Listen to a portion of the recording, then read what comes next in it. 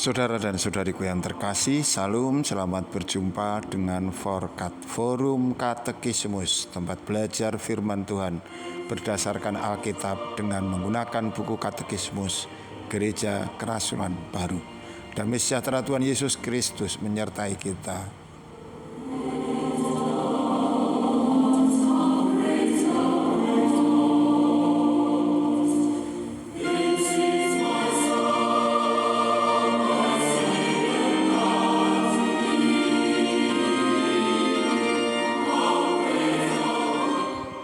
Saudara dan saudariku yang terkasih, kini kita sampai pada soal nomor 147.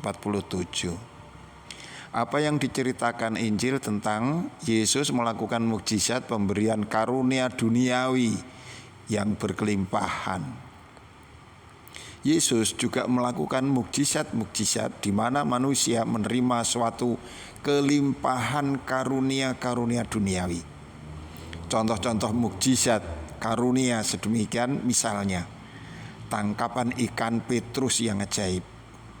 Petrus yang telah bekerja sepanjang malam bersama dengan nelayan lainnya untuk menangkap ikan, namun tidak mendapat hasil apapun.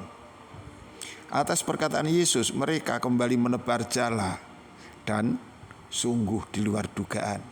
Mereka mendapatkan tangkapan ikan dalam jumlah sangat banyak, sehingga jala mereka mulai robek dan perahu-perahu hampir tenggelam. Ini bisa dibaca di dalam Injil Lukas pasal 5 ayat 1 sampai 11. Kemudian juga pada peristiwa perkawinan di Kana, Yesus mengubah air menjadi anggur. Kita dapat membaca di dalam Injil Yohanes pasal 2 ayat 1 sampai dengan 11. Ini juga adalah suatu karunia mukjizat dan menjadi suatu tanda keilahian Yesus Kristus.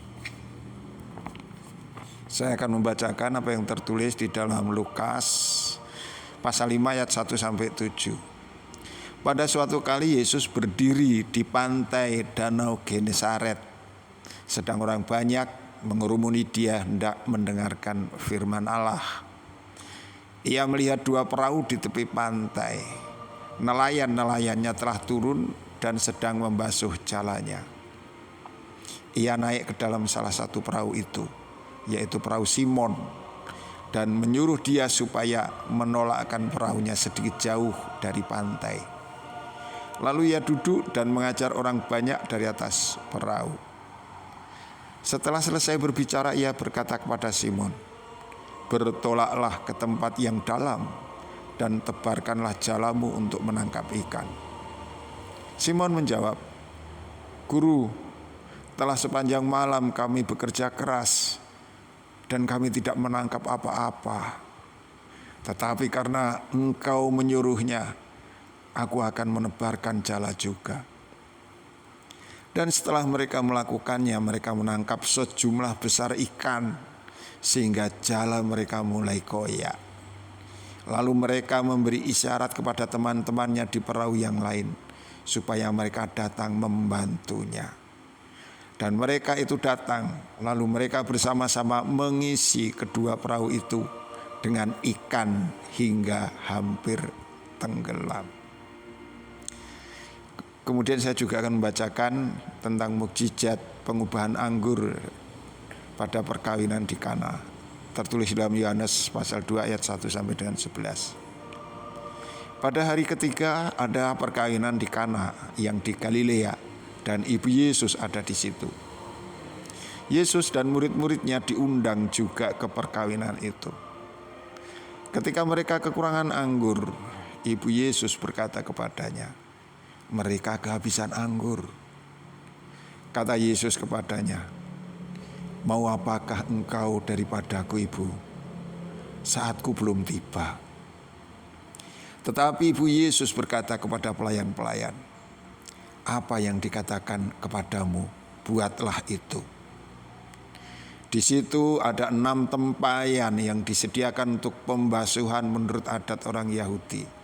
Masing-masing isinya 2-3 gayung.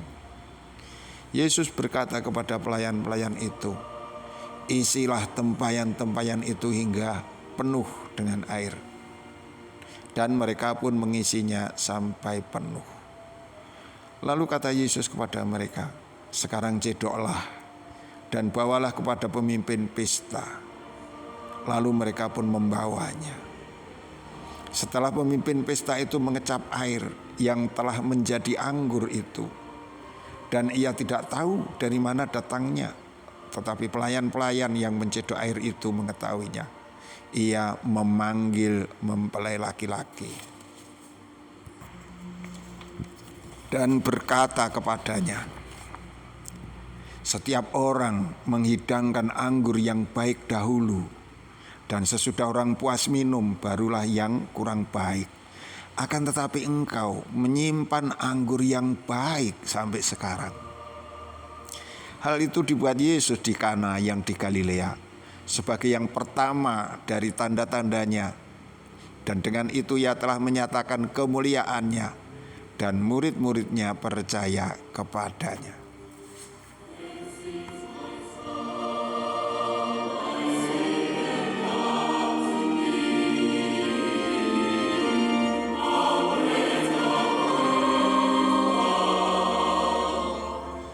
Saudara dan saudariku yang terkasih,